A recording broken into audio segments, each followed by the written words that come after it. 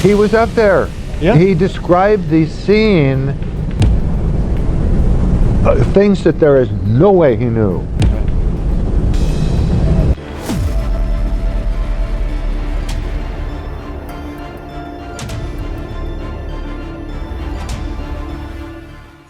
Today on Light Evidence, we are looking at the out-of-body experience, the OBE.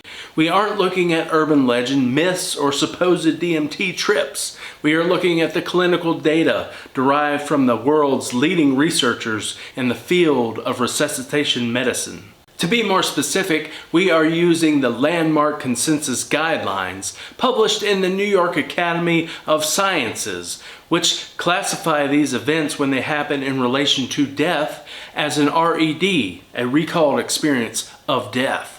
Stick around until the end. We're going to expose how these mainstream critics severely missed the mark.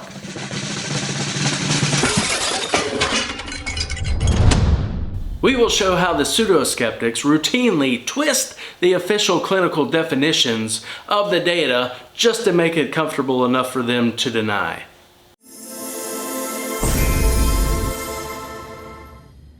The first thing to ask is what exactly is an out-of-body experience, an OBE, as published in Missouri Medicine in a paper titled Near-Death Experiences, Evidence for Their Reality. At its core, it is an apparent separation of consciousness from the physical body.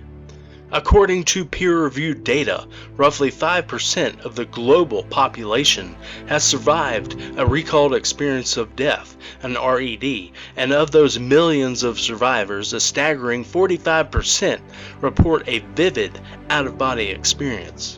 That means that right now there are an estimated 180 million people walking the earth who have consciously looked down at their lifeless bodies. Here is what the researchers say about the attributes of the RED. According to the landmark consensus guidelines, a genuine recalled experience of death isn't a chaotic hallucination, nor a dream or delusion. It is an actual death experience, which should include 6 specific components. It follows a highly structured universal typography. Let's hear from Dr. Sam Parnia. And we examined 567 patients. The study was able to show for the first time that the experiences that people have been describing about having a lucid, hyper-conscious experience where they can reevaluate their entire life, every memory, every thought, every intention, is real and is different to hallucinations, is different to dreams, and is different to other imaginary experiences.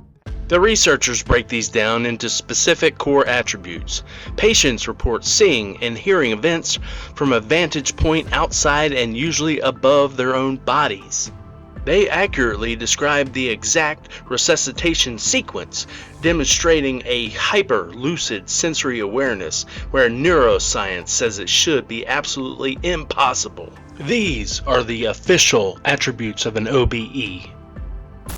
At that stage in the operation, nobody can observe, hear in that state. I find it inconceivable. Inconceivable. Although I have trouble explaining what happened to Pamela, I think what she has related so quickly after surgery was remarkably precise as to some details that went on to surgery, so that my own perspective on it, that I can't explain it, but I'm certainly not all-knowing enough to say it didn't happen. Drive-by commentators love to dismiss the OBE by saying, well, they weren't really dead. But the actual trained medical professionals on the scene tell a completely different story. They categorize these experiencers as clinically comatose and clinically dead. We are talking about patients with a flatline EEG, meaning zero measurable electrical activity in the cerebral cortex. A classic example of this is the famous case of Pam Reynolds, which we introduced earlier, who had both a flatline brainwave signature and a non-functioning brainstem, yet perfectly described the specialized surgical instruments used on her. This is what is called the Midas Rex drill, and it is pretty much what Pamela described. It is a saw that's used routinely in neurosurgery, and it's not something that is visible as you're coming into the operating room. Time and time again, the medical professionals who are actually in the room frequently verify that these out-of-body observations are completely accurate. To find out exactly how accurate these experiences are, we have to look at the prospective clinical data. Controlled studies by pioneering researchers like Dr. Michael Sabom, Dr. Penny Satori, Dr. Janice Holden, and Dr. Jeffrey Long have yielded some incredible, telling conclusions. Let's look at the data. Dr. Michael Sabom conducted a study utilizing a brilliant methodology. He set up a control group of cardiac patients who did not have an OBE and asked them to describe their resuscitation. A staggering 80% of them made major, glaring errors in their descriptions. But what about the group that reported a visual out-of-body experience during their RED? They made zero major errors. In fact, nearly 19% of them provided specific, highly technical details that were independently corroborated by the medical staff on duty. Dr. Penny Satori later replicated these findings. When she compared her RED patients to a control group, she confirmed that the descriptions from the OBE experiencers were remarkably accurate, whereas the control group accounts were highly inaccurate guesswork. The broader statistical meta-analysis backed this up completely. Dr. Janice Holden reviewed 89 separate case reports of veridical perceptions during the RED and found that a massive 92% were completely flawless in their accuracy. Furthermore, Dr. Jeffrey Long's research through the NDERF reviewed 287 out-of-body cases. An astonishing 97.6% of those visual descriptions were entirely realistic and free of distortion. Let's hear quickly from Dr. Long. And what they could see and hear of ongoing events around them, even though they were literally comatose after a cardiac arrest and people frantically trying to bring them back to life, what they saw and heard when they verified it later was pinpoint accurate down to the finest details. It is no wonder that 95% of these survivors state that their experience felt without a doubt, quote, definitely real. Dr. Long writes in the paper in Missouri Medicine, the high percentage of accurate out-of-body observations during near-death experiences does not seem to be explainable by any possible physical brain function, as it is currently known. The next data set demonstrates that when you compare a genuine out-of-body experience during an RED to the simulated OBEs induced in labs or supposed dreams or hallucinations, there is simply no comparison. It's like comparing an apple to an orange, a grape, or a banana. They're not even in the same fruit basket. If they were a sport, they're not even in the same ballpark. In fact, they aren't even playing the same sport. But here's the thing, OBEs don't just happen during near-death situations. We can actually reproduce this in a lab. No you can't. First off, the heart during a simulated lab OBE, a fake induced OBE, a dream or hallucination, the cardiac activity is what? It is normal. The heart is actively pumping. During an authentic OBE with a recalled experience of death, cardiac activity has completely ceased.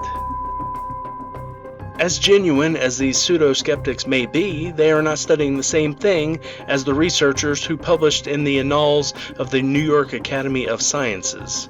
The authentic skeptics and researchers, in the true sense and original meaning of the word, are studying a unique set of recollections in relation to death, cardiac arrest. I could give you a guided meditation, those take a long time, or a drug right now, or put you in a lab and push on your brain and give you this experience. Nope. And guess what? The brain activity, like the heart, is normal in these so-called skeptical approaches. In all three of our comparisons, the induced OBE supposedly in a lab, the dream or hallucination, the brain remains active, maybe in a different state, but with the blood flow is normal to fuel the neural pathways. But during the cardiac arrest OBE, the one we are actually studying, the brain EEG goes completely flat within seconds, and the cerebral blood flow drops to zero. Let's hear what Dr. Bruce Grayson, author of the book After, says about the recalled experience of death, or NDE, and brain activity. Most of us are taught that the mind is what the brain does, that all our thoughts, our feelings, our perceptions, our memories are all created by the brain.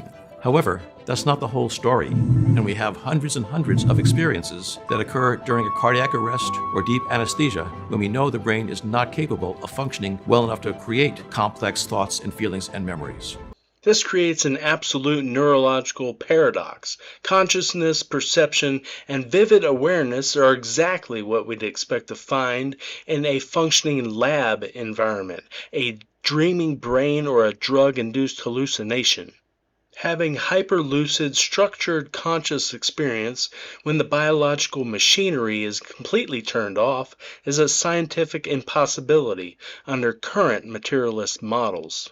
Not only have the cardiac, brain, and blood flow all quit functioning in the authentic OBE, unlike the three pseudo-skeptical propositions, the triggers are also completely reversed. The critics' three propositions are initiated by an active, stimulated nervous system. The authentic RED experience is triggered by a literal cessation of life, and sensory input is inactive, yet they have paradoxical, heightened sensory experience.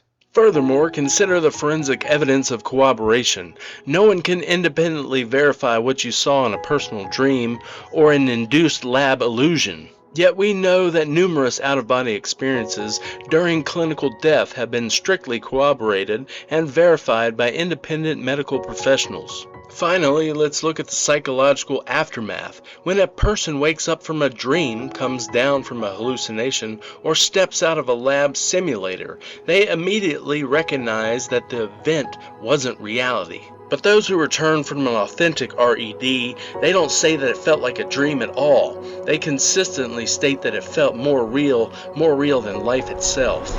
When we lay out the clinical facts, the skeptical argument evaporates. They are using the physics of a vehicle that is moving, but is not supposed to be moving, because it has no engine, no fuel, no battery. To do this, one must expand the scope into the realm of quantum physics and biophotonics.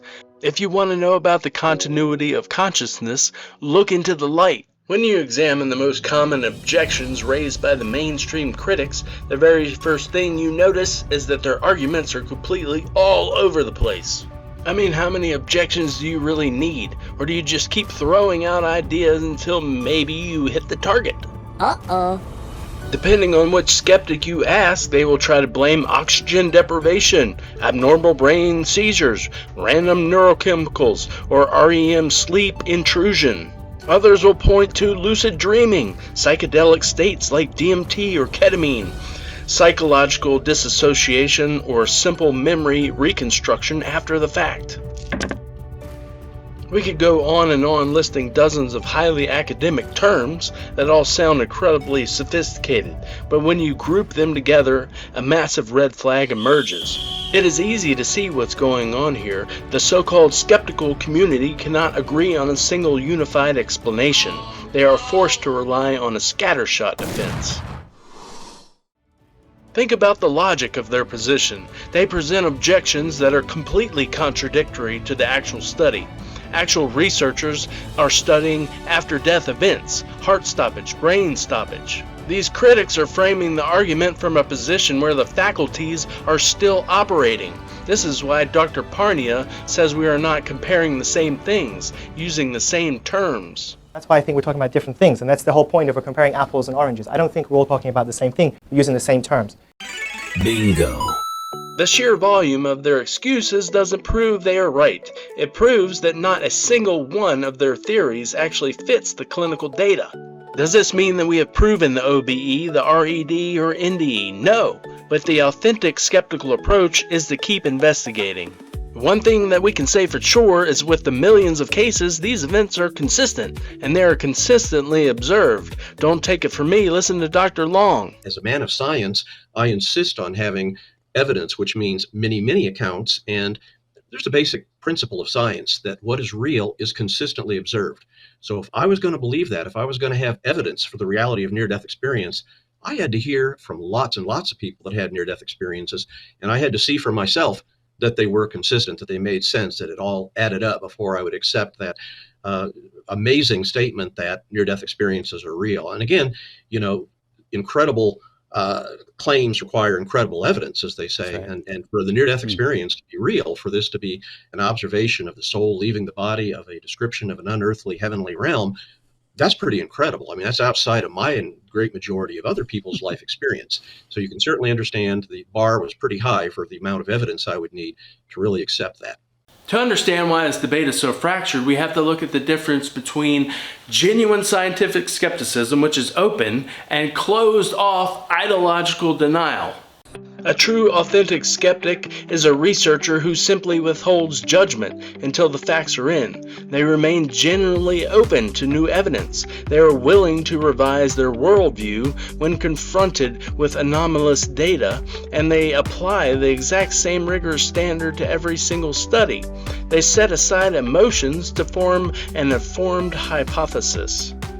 On the other hand, we have the pseudo-skeptic. They act like they want it to be real and they act like they're open, but yet then they mock it. I want there to be magic here. I really do. I just haven't found enough evidence that warrants a jump into the supernatural. If you read between the lines, what this person means is the near-death experience market is a huge cash cow, and there's an untapped market for atheists like myself. Please watch, and then buy my book, linked in the description below. By the way, I do want to believe. Really. But just know that even though I'm skeptical, I do want to be wrong. We've done a separate video just on the redefinition of the term skeptic. These are the out-front deniers who work backwards from a predetermined conclusion. Instead of analyzing evidence, they dismiss it out of hand to protect their existing worldview. And what do when the data becomes undeniable? They simply change the rules of the game, redefine the clinical terms, and revise the standards on the fly because they are emotionally vested in denialism. To understand why this disconnect exists, we have to look at who is actually conducting the research. Dr. Sam Parnia is a world-renowned resuscitation specialist who has personally brought back more than 100 patients from clinical death. I deal with cardiac arrests every week. I've resuscitated hundreds, if not more, of patients, and it's my bread and butter. It's what I do for a living. As the author of Erasing Death and Lucid Dying, he intimately understands the fundamental dilemma. The medical professionals closest to the clinical reality and the mainstream critics are simply not speaking the same language. Now we are going to see if you can recognize how these false skeptics apply the tactics of redefining the terms of the actual research.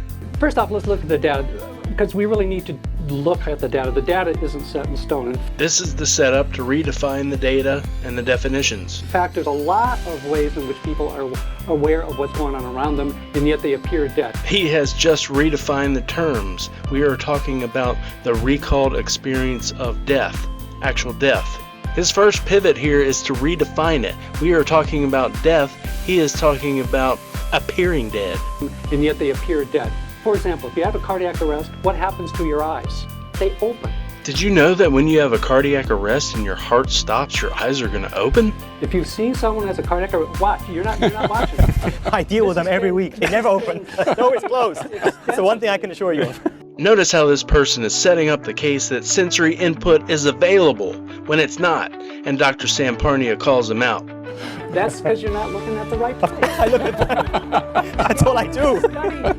If you study these and do recordings during cardiac arrest with or general anesthesiologists do, what happens is that the eyes themselves move up, and the eyelids are actually half open and half closed.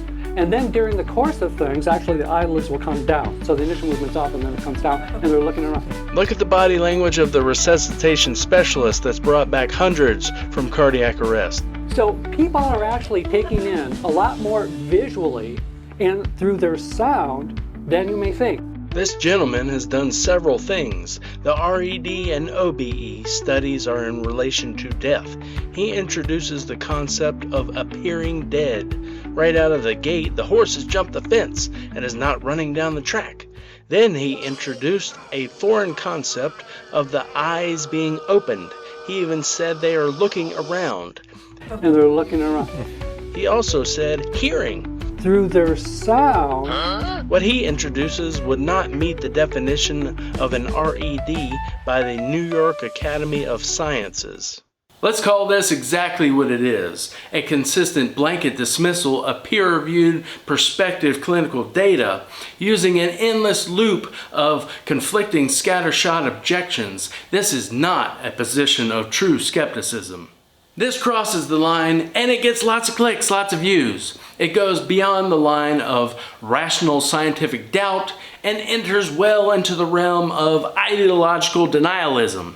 You see, no matter the quality of the data, the studies that have been performed, the scientists that are doing the research, and the universities behind the evidence, drive-by keyboard commenters will just wave it all off.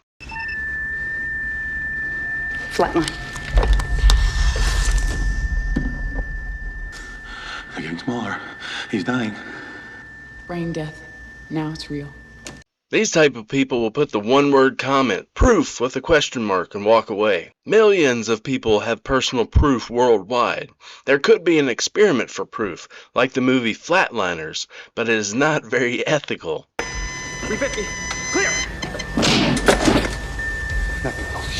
When the medical professionals at the actual bedside verify the data, and yet the armchair critics have to come back later and change the definitions to make it something they can be more comfortable with, well, the analysis is complete. The evidence speaks for itself. I only have one question left for you. Is the light coming for you? When the light comes, do you turn away or do you go into the light? Thanks for watching Light Evidence.